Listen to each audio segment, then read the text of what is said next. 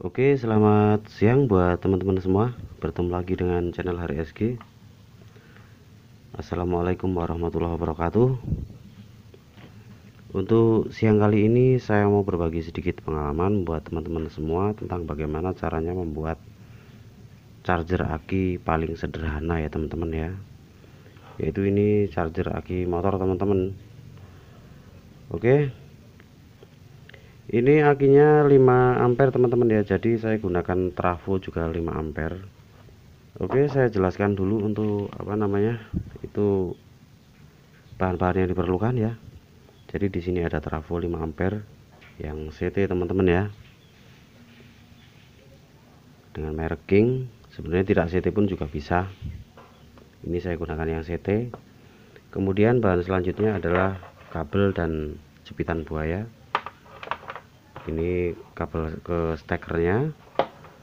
Kemudian bahan selanjutnya adalah di sini elko atau kapasitor DC, 2 dioda 5 ampere, dan di sini ada satu buah lampu LED dan resistor 1 kilo ohm. Oke, kita langsung ke perakitan teman-teman ya. Jadi caranya cukup mudah. Pertama kita pasang dulu kabel yang ke steker dulu ya teman-teman ya. Di sini ada 0, 110, 125, 120, 240. Kita pasang di 0 dan 220.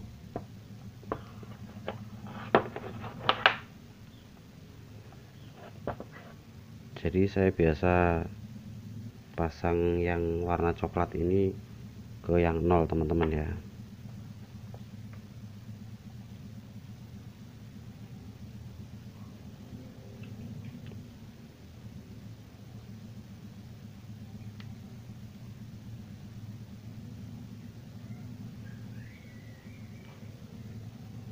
Kemudian yang warna biru saya pasang di 220 arus PLN teman-teman.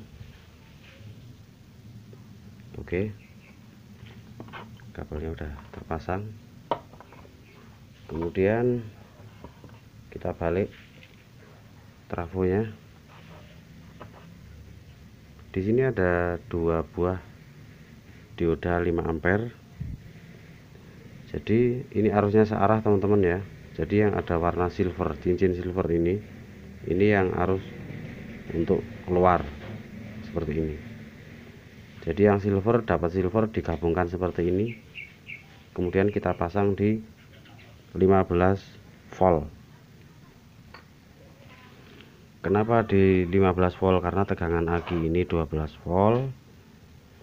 Kalau dikasih 12 nanti ngisinya akan kelamaan, jadi kita kasih yang 15 volt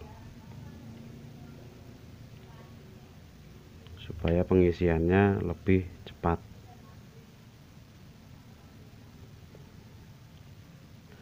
Kalau dikasih 12 volt teman-teman, nanti ketika kita colokkan atau kita pakai untuk ngecas, itu arusnya akan turun sekitar 11 atau 10,5 volt.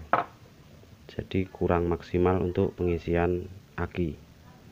Oke, sekarang dioda sudah terpasang. Selanjutnya kita pasang elko teman-teman ya. Jadi ini adalah elko DC. Di sini saya gunakan 2200 mikrofarad 50 volt. Oke, jadi voltasenya harus di atas 15 ini. Kita pasang, dan yang ini ada garis putihnya itu untuk negatif dapat ke CT teman-teman ya.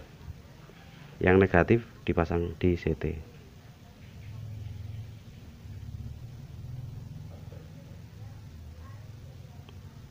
Kemudian yang positifnya dapat di dioda.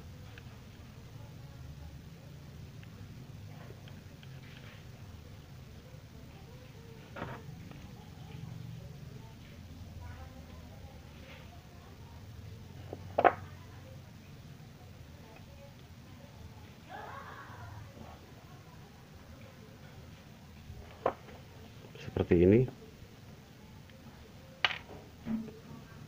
Jadi yang negatif dapat di CT, ini negatifnya dapat di CT teman-teman ya, kemudian positifnya dapat di dioda. Oke, saya tambah lagi tenelnya biar lebih kuat.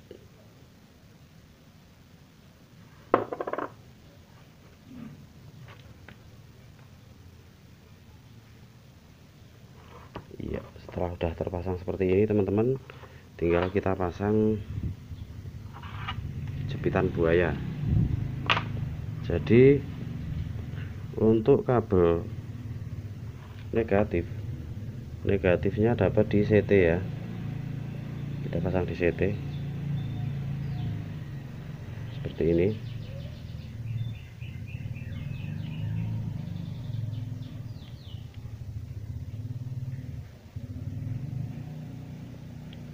Kemudian positifnya dapat di dioda ini teman-teman ya.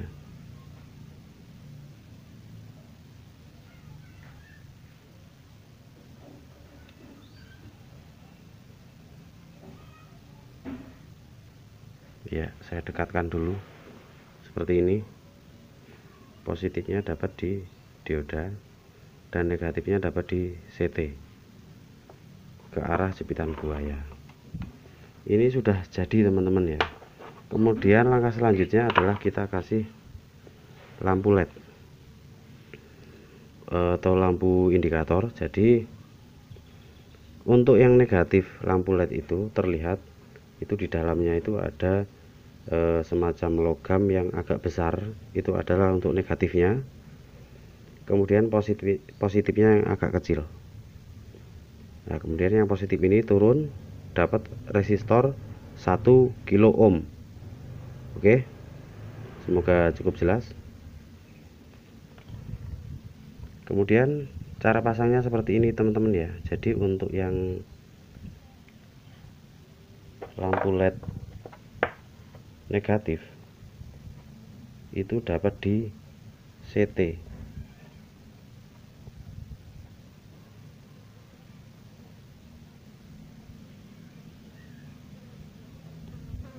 Lampu LED negatif dapat di CT, kemudian positifnya dapat di dioda kembali itu, jadi ke dioda lagi. Jadi dari dioda masuk ke resistor 1 kilo ohm, kemudian dapat LED yang positif seperti ini, kemudian negatifnya dapat di CT. Saya perbaiki dulu biar lebih rapi teman-teman ya. Ini yang negatif dapat di CT.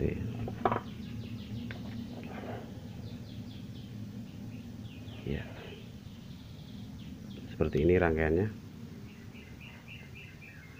Semoga cukup jelas.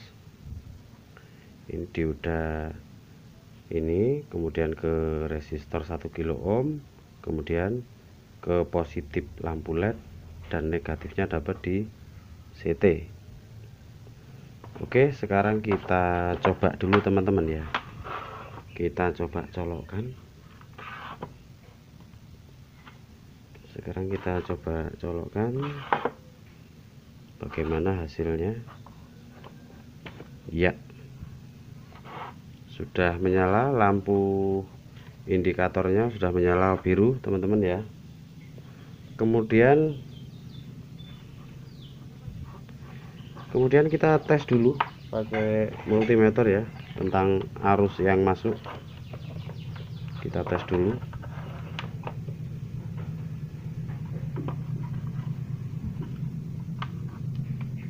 Kita tes arusnya. Sebelum kita tes, kita arahkan dulu multimeternya ke arah 50 volt DC teman-teman ya. Setelah udah di 50 volt DC, kita gunakan pengecekan ya. Jepitan buaya yang merah dapat prop merah ya. kemudian yang hitam dapat yang hitam. Iya, jarum bergerak